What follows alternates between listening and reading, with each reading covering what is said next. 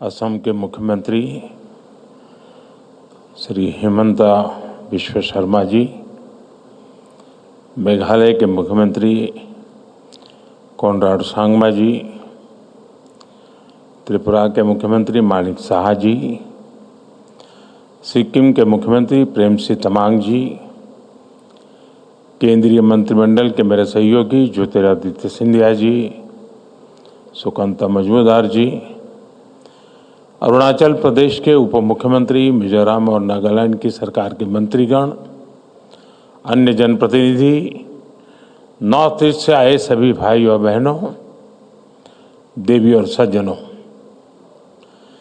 साथियों, आज संविधान निर्माता बाबा साहब आम्बेडकर का महापरिनिर्वाण दिवस है। बाबा साहब का बनाया संविधान के 75 वर्ष के अनुभव हर देशवासी के लिए बहुत बड़ी प्रेरणा है। मैं सभी देशवासियों की तरफ से बाबा साहब को श्रद्धांजलि अर्पित करता हूं, उन्हें नमन करता हूं। साथियों, हमारा ये भारत मंडपम बीते 2 वर्षों में अनेक राष्ट्रीय अंतर्राष्ट्रीय कार्यक्रमों का साक्षी रहा है। यहाँ हमने G20 का इतना बड़ा और सफल आयोजन देखा, लेकिन आज का आयोजन और भी विशेष है। आज दिल्ली पूर्वोत्तरमय हो गई है। पूर्वोत्तर के विविधता भरे रंग आज राजधानी में एक सुंदर सा इंद्रधनुष बना रहे हैं। आज हम यहाँ पर पहला अष्टलक्ष्मी महोत्सव मनाने के लिए इकट्ठा हुए हैं। आने वाले 3 दिन तक ये महोत्सव हमारे नॉर्थ ईस्ट का सामर्थ्य पूरे देश को दिखाएगा, पूरे विश्व को दिखाएगा। यहाँ व्यापार कारोबार से जुड़े समझौते होंगे, नॉर्थ ईस्ट के उत्पादों से दुनिया परिचित होगी, नॉर्थ ईस्ट का कल्चर, वहाँ की कुजीन आकर्षण का केंद्र होगा। नॉर्थ ईस्ट के जो हमारे अचीवर्स हैं, जिनमें से अनेक पद्म पुरस्कार विजेता यहाँ मौजूद हैं, इन सभी की प्रेरणा के रंग बिखरेंगे। ये पहला और अनोखा आयोजन है जब इतने बड़े स्तर पर नॉर्थ ईस्ट में निवेश के द्वार खुल रहे हैं। ये नॉर्थ ईस्ट के किसानों, कारीगरों, शिल्पकारों के साथ साथ दुनिया भर के निवेशकों के लिए भी एक बेहतरीन अवसर है। नॉर्थ ईस्ट का पोटेंशियल क्या है, ये हम यहाँ जो प्रदर्शनी लगी है, यहाँ जो हाट बाजार में भी अगर जाएंगे तो हम अनुभव कर सकते हैं उसकी विविधता, उसके सामर्थ्य को।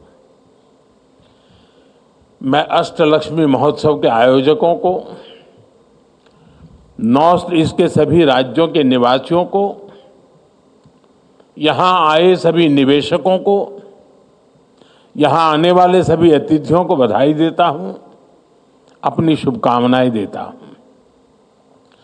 साथियों, बीते 100-200 साल के कालखंड को देखें तो हमने पश्चिम की दुनिया का, वेस्टर्न वर्ल्ड का एक उभार देखा। आर्थिक, सामाजिक और राजनीतिक हर स्तर पर दुनिया में पश्चिमी क्षेत्र की एक छाप रही है। और संयोग से भारत में भी हमने देखा है कि जो हमारा देश को अगर हम देखें नक्शा पूरा, तो पश्चिमी क्षेत्र ने भारत की ग्रोथ स्टोरी में बड़ी भूमिका निभाई है। इस वेस्ट सेंट्रिक कालखंड के बाद अब कहा जाता है कि 21वीं सदी ईस्ट की है, एशिया की है, पूर्व की है, भारत की है।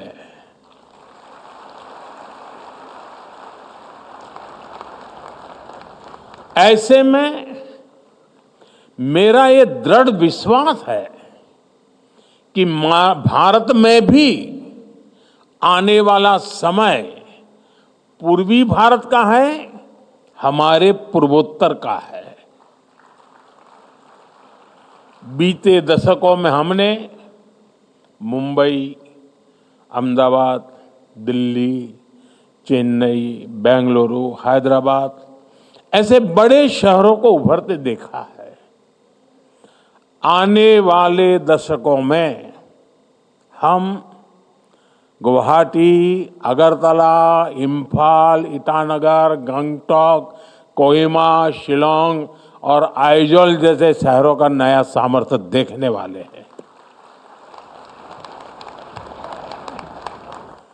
और उसमें अष्टलक्ष्मी जैसे इन आयोजनों की बहुत बड़ी भूमिका होगी।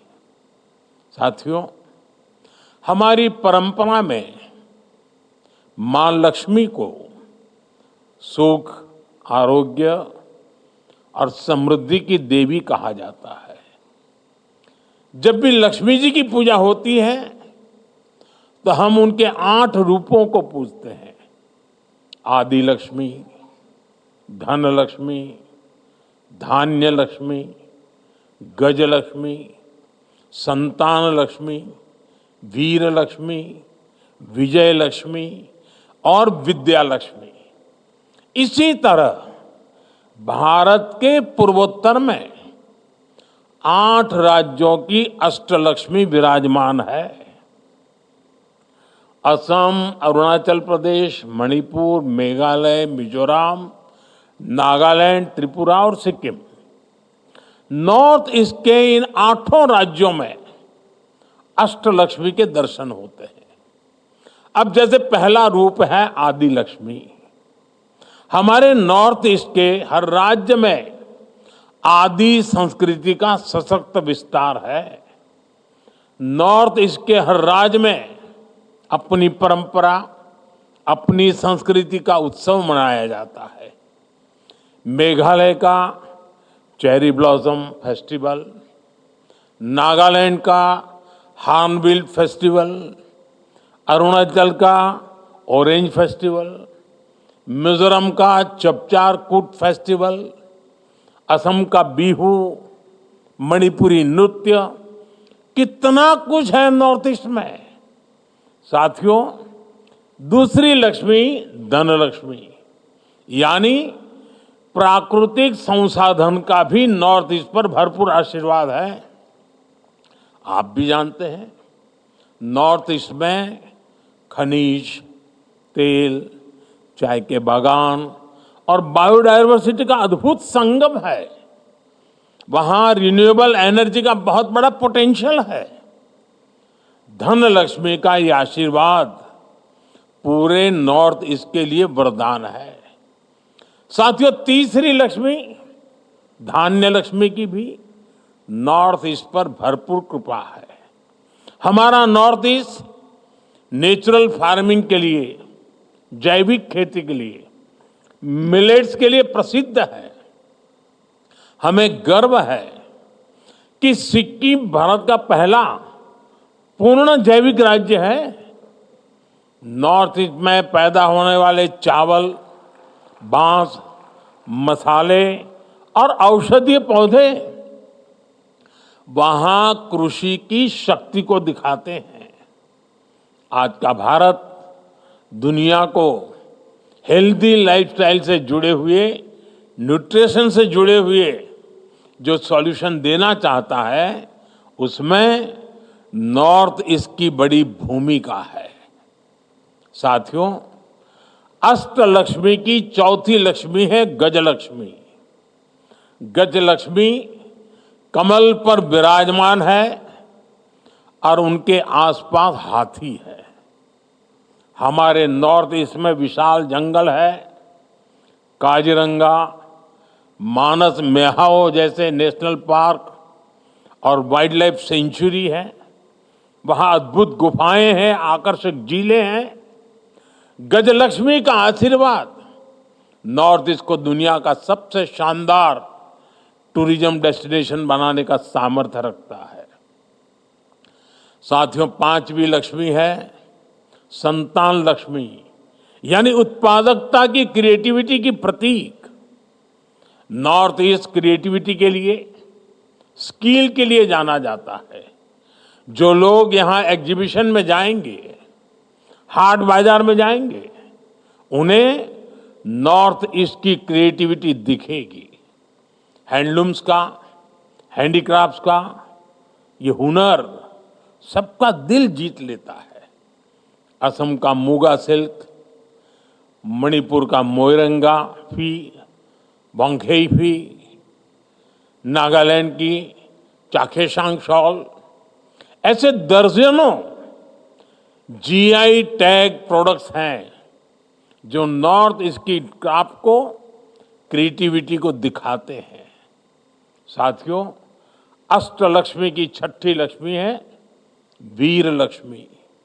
वीर लक्ष्मी यानी साहस और शक्ति का संगम। नॉर्थ ईस्ट नारी शक्ति के सामर्थ्य का प्रतीक है। मणिपुर का नुपी लान आंदोलन महिला शक्ति का उदाहरण है। नॉर्थ ईस्ट की महिलाओं ने कैसे गुलामी के विरुद्ध बिगुल फूंका था, यह हमेशा भारत के इतिहास में स्वर्ण अक्षरों से दर्ज रहेगा। रानी गाइडिनल्यू, कनकलता बरुआ, रानी इंदिरा देवी, लल्लू रोपली यानी लोक गाथाओं से लेकर हमारी आजादी की लड़ाई तक नॉर्थ ईस्ट की नारी शक्ति ने पूरे देश को प्रेरणा दी है। आज भी इस परंपरा को नॉर्थ ईस्ट की हमारी बेटियां समृद्ध कर रही हैं। यहां आने से पहले मैं जिन स्टॉल्स में गया, वहां भी अधिकतर महिलाएं ही थी। नॉर्थ ईस्ट की महिलाओं की इस उद्यमशीलता ने इसे पूरे नॉर्थ ईस्ट को एक ऐसी मजबूती मिलती है जिसका कोई मुकाबला नहीं। साथियों, अष्टलक्ष्मी की सातवीं लक्ष्मी है जय लक्ष्मी, यानी ये यश और कीर्ति देने वाली है। आज पूरे विश्व में भारत प्रति जो उम्मीदें हैं, उसमें हमारे नॉर्थ ईस्ट की अहम भूमिका है। आज जब भारत अपने कल्चर, अपने ट्रेड की ग्लोबल कनेक्टिविटी पर फोकस कर रहा है, तब नॉर्थ ईस्ट भारत को साउथ एशिया और ईस्ट एशिया के असीम अवसरों से जोड़ता है। साथियों, अष्टलक्ष्मी की आठवीं लक्ष्मी है विद्या लक्ष्मी, यानी ज्ञान और शिक्षा। आधुनिक भारत के निर्माण में शिक्षा के जितने भी बड़े केंद्र हैं, उनमें से अनेक नॉर्थ ईस्ट में है। IIT Guwahati, NIT Silchar, NIT Meghalaya, NIT Agartala और आईआईएम शिलोंग, ऐसे अनेक बड़े एजुकेशन सेंटर नॉर्थ ईस्ट में है। नॉर्थ ईस्ट को अपना पहला एम्स मिल चुका है। देश की पहली नेशनल स्पोर्ट्स यूनिवर्सिटी भी मणिपुर में ही बन रही है। मैरी कॉम, वाईचुंग भूटिया, मीराबाई चानू, लवलीना, सरिता देवी, ऐसे कितने ही स्पोर्ट्स पर्सन नॉर्थ ईस्ट ने देश को दिए हैं। आज नॉर्थ ईस्ट टेक्नोलॉजी से जुड़े स्टार्टअप्स, सर्विस सेंटर्स और सेमीकंडक्टर जैसे उद्योगों में भी आगे आने लगा है। इनमें हजारों नौजवान काम कर रहे हैं। यानी विद्या लक्ष्मी के रूप में ये रीजन युवाओं के लिए शिक्षा और कौशल का बड़ा केंद्र बन रहा है। साथियों, अष्टलक्ष्मी महोत्सव नॉर्थ ईस्ट के बेहतर भविष्य का उत्सव है। ये विकास के नूतन सूर्योदय का उत्सव है, जो विकसित भारत के मिशन को गति देने वाला है। आज नॉर्थ ईस्ट में इन्वेस्टमेंट के लिए इतना उत्साह है। बीते एक दशक में हम सब ने नॉर्थ ईस्ट रीजन के विकास की एक अद्भुत यात्रा देखी है, लेकिन यहां तक पहुंचना सरल नहीं था। नॉर्थ ईस्ट के राज्यों को भारत की ग्रोथ स्टोरी के रूप साथ जोड़ने के लिए हमने हर संभव कदम उठाए हैं। लंबे समय तक हमने देखा है कि विकास को भी कैसे वोटों की संख्या से तोला गया। नॉर्थ ईस्ट के राज्यों के पास वोट कम थे, सीटें कम थी, इसलिए पहले की सरकारों द्वारा वहां के विकास पर भी ध्यान नहीं दिया गया। ये अटल जी की सरकार थी जिसने नॉर्थ ईस्ट के विकास के लिए पहली बार अलग मंत्रालय बनाया। साथियों, बीते दशक में हमने मन से प्रयास किया कि दिल्ली और दिल, इससे दूरी का जो भाव है वो कम होना चाहिए। केंद्र सरकार के मंत्री 700 से अधिक बार नॉर्थ ईस्ट के राज्यों में गए हैं, लोगों के साथ वहां लंबा समय गुजारा है। इससे सरकार का नॉर्थ ईस्ट के साथ, उसके विकास के साथ एक इमोशनल कनेक्ट भी बना है। इससे वहां के विकास को अद्भुत गति मिली है। मैं एक आंकड़ा देता हूं। नॉर्थ ईस्ट के विकास को गति देने के लिए 90 के दशक में एक पॉलिसी बनाई गई थी। इसके तहत केंद्र सरकार के 50 से ज्यादा मंत्रालयों को अपने बजट का 10% नॉर्थ ईस्ट में निवेश करना पड़ता था। इस नीति के बनने के बाद से लेकर साल 2014 तक जितना बजट नॉर्थ ईस्ट को मिला है, उससे कहीं अधिक हमने सिर्फ बीते 10 सालों में दिया है। बीते दशक में एक स्कीम के तहत ही 5 लाख करोड़ रुपए से अधिक नॉर्थ ईस्ट में खर्च किया गया है। ये नॉर्थ ईस्ट को लेकर वर्तमान सरकार की प्राथमिकता दिखाता है। साथियों, इस स्कीम के अलावा भी हमने कई बड़ी स्पेशल योजनाएं नॉर्थ ईस्ट के लिए शुरू की है। PM divine, special infrastructure development scheme और नॉर्थ ईस्ट वेंचर फंड। इन स्कीम से रोजगार के अनेक नए अवसर बने हैं।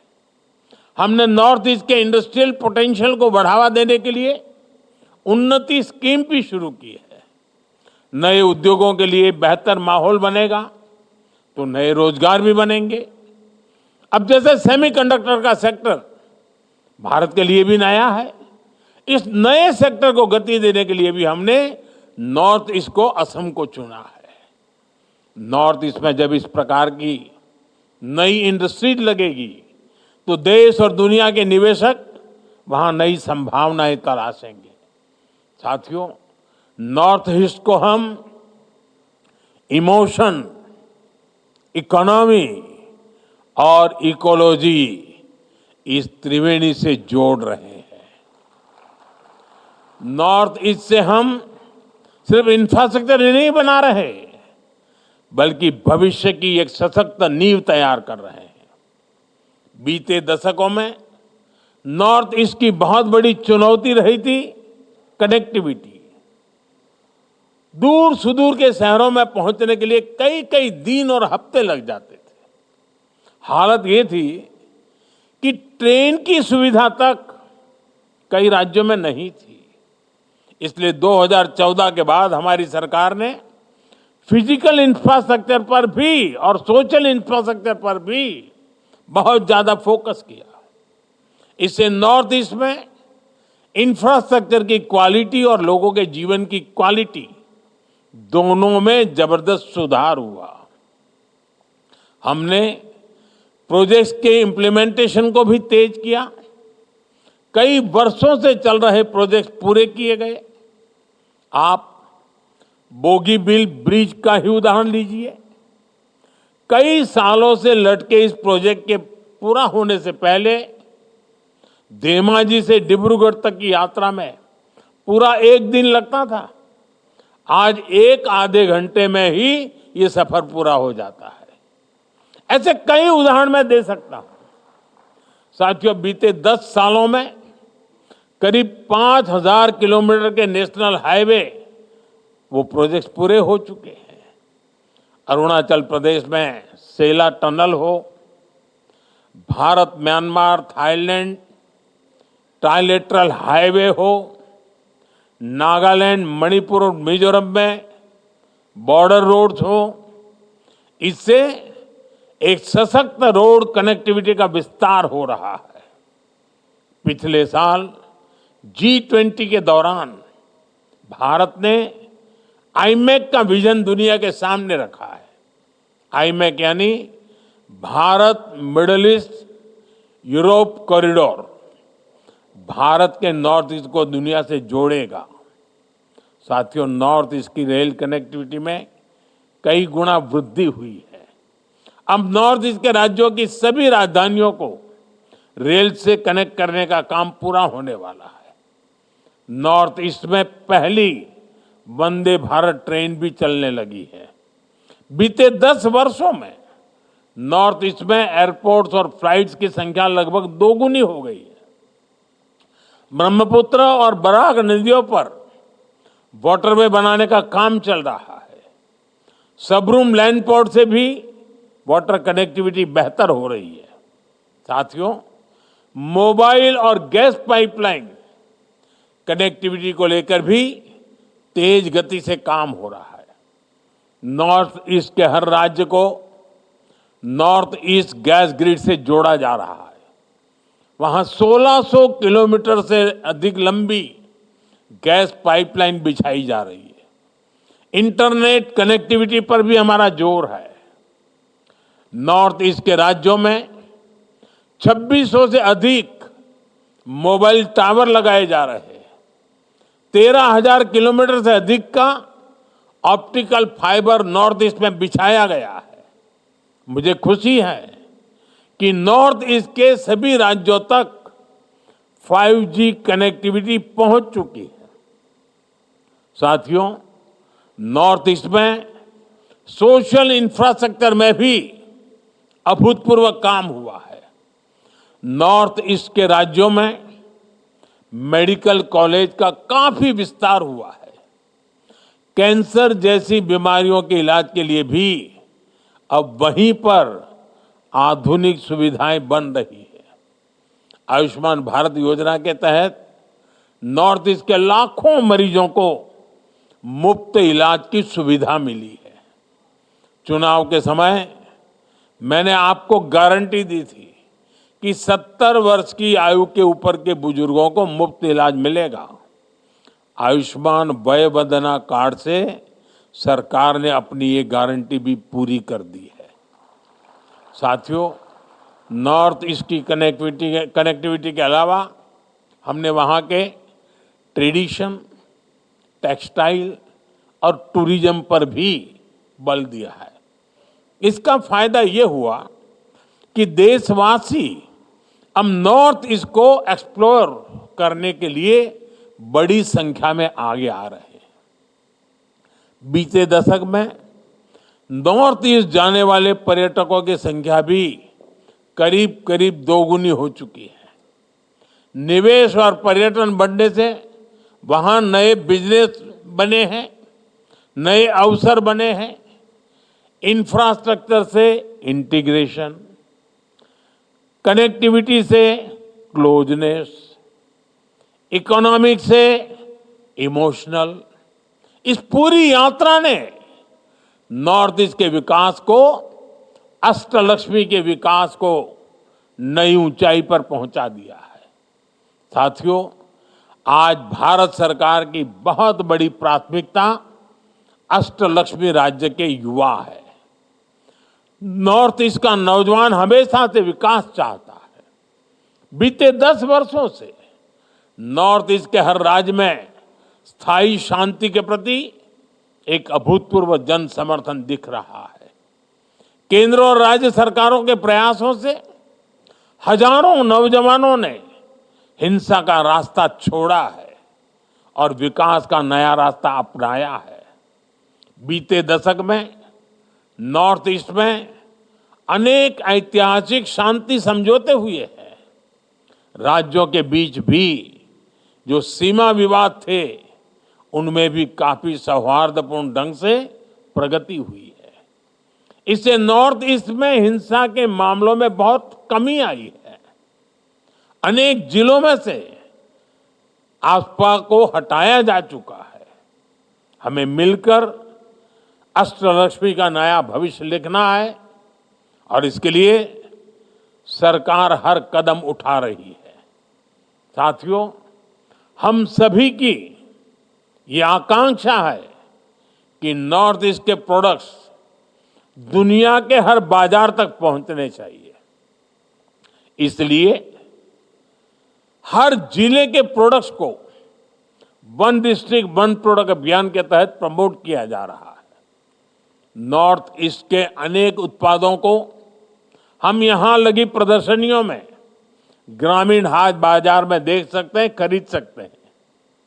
मैं नॉर्थ ईस्ट के प्रोडक्ट्स के लिए वोकल फॉर लोकल के मंत्र को बढ़ावा देता हूं। मेरा प्रयास रहता है वहां के उत्पादों को अपने विदेशी मेहमानों को भेंट करूं। इससे आपकी इस अद्भुत कला, आपके क्राफ्ट को इंटरनेशनल स्तर पर पहचान मिलती है। मैं देशवासियों से, दिल्ली वासियों से भी आग्रह करूंगा कि नॉर्थ ईस्ट के प्रोडक्ट्स को अपनी लाइफस्टाइल का हिस्सा बनाएं। साथियों, आज मैं आप सभी को, वैसे कितने कुछ सालों से लगातार हमारे नॉर्थ ईस्ट के भाई बहन वहाँ जरूर जाते हैं। आपको पता है, गुजरात के पोरबंदर में, पोरबंदर के पास माधवपुर, वहाँ एक मेला होता है। उस माधवपुर मेले का मैं अग्रिम निमंत्रण देता हूँ। माधवपुर मेला भगवान कृष्ण और देवी रुक्मणी के विवाह का उत्सव है और देवी रुक्मणी तो नॉर्थ ईस्ट की ही बेटी है। मैं पूर्वोत्तर के अपने सभी परिवारजनों को अगले वर्ष होने वाले मार्च अप्रैल में होता है रामनवमी के साथ, उस मेले में शामिल होने का भी आग्रह करूंगा और मैं चाहूंगा उस समय भी ऐसा ही एक हाट गुजरात में लगाया जाए ताकि वहाँ भी बहुत बड़ा मार्केट मिले और हमारे नॉर्थ ईस्ट के भाई बहन जो चीज़ें बनाते हैं उनको कमाई भी हो। भगवान कृष्ण और अष्टलक्ष्मी के आशीर्वाद से हम जरूर नॉर्थ ईस्ट को 21वीं सदी में विकास का एक नया प्रतिमान स्थापित करते हुए देखेंगे। इसी कामना के साथ मैं अपनी बात समाप्त करता हूं। मैं इसको बड़ी सफलता के लिए शुभकामनाएं देता हूं। बहुत बहुत धन्यवाद। बहुत बहुत आभार माननीय प्रधानमंत्री श्री नरेंद्र मोदी जी का उनके इस प्रेरक उद्बोधन के लिए, और साथ ही आभार इस पहले अष्टलक्ष्मी महोत्सव के उद्घाटन के लिए भी। देवियों सज्जनों, 3 दिन का यह आयोजन पूर्वोत्तर क्षेत्र के सभी 8 राज्यों की समृद्धि की संभावनाओं को उजागर करेगा देश और दुनिया के सामने, और साथ ही वहाँ के पहरावा, वहाँ के आभूषण, वहाँ के गीत संगीत और नृत्य और वहाँ के शिल्प और हथकरघा की कलात्मक कृतियाँ, जितना कुछ है उसमें से अधिकांशतः आपको इस अष्टलक्ष्मी महोत्सव में देखने और सुनने को मिलेगा।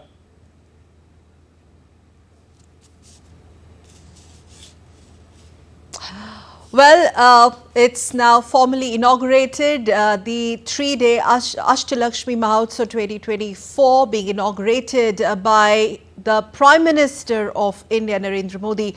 The festival he has inaugurated, it's a 3-day festival, a big in scale and expanse, and Prime Minister addressed the gathering wherein he highlighted the importance of Northeast and how Northeast is central to India's rising and shining story, India's development.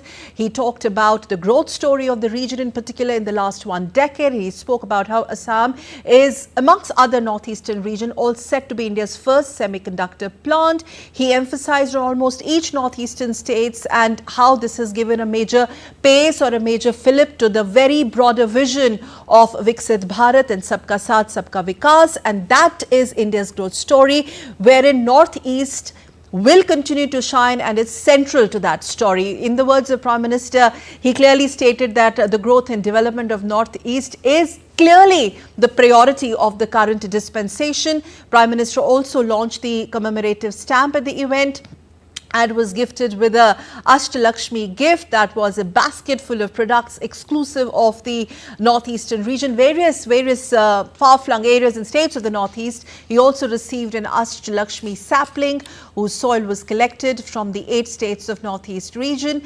Most importantly, the melodious performance by the Ashtalakshmi Symphony that set the tone of the festival. Renowned Shillong Chamber Choir graced the event. There were artists from all northeast states, and the star of that event, of course, was the 8-year-old artist Esther. And before that, we saw how Prime Minister Modi took a walk through, and he did spend a lot of time at various pavilions and the rural heart.